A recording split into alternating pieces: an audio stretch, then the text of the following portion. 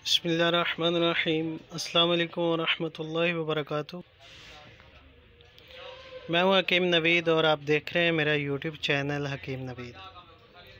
नाजरीन, आज की वीडियो में मैं आपको सुहागा सफ़ेद का फ़ंक्शन बताऊंगा कि सुहागा सफ़ेद की तासीर क्या है और ये किन सूरतों में मिलता है और इसको तिब्बी हवाला से किन किन चीज़ों और बीमारियों में इस्तेमाल किया जा सकता है।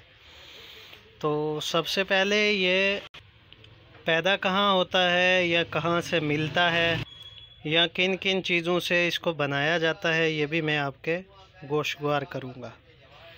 तो ये मदनी और मसनूई दो किस्म का होता है। मदनी सुहागा तिब्बत और नेपाल से आता है और मसनूई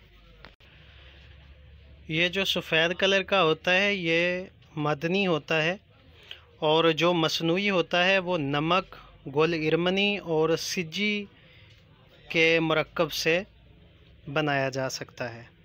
इसका मिजाज गर्म और खुश्क बदरजा सोम में आता है।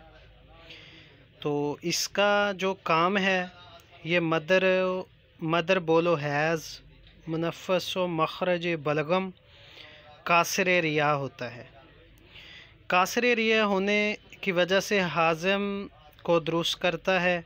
अमराज़ मैदा की अदविया में शामिल किया जाता है इसको, और बलगम के ख़ात्मे के लिए भी सुहागा इस्तेमाल किया जाता है। तो इसको बनाने का तरीका और इस्तेमाल करने का तरीका मैं आपको बताऊंगा कि ये जो आप वीडियो में देख रहे हैं ये सफ़ेद कलर की डलियां हैं, इसको सुहागा सफ़ेद भी बोलते हैं और ये पंसार की दुकान से आपको आसानी से मिल जाएगा।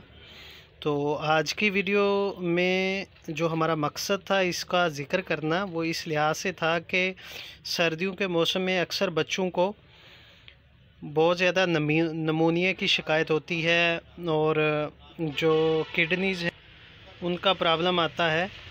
तो सुहागा इन बीमारियों में बहुत ही ज़्यादा इस्तेमाल किया जाता है और बहुत ही ज़्यादा कारआमद साबित होता है।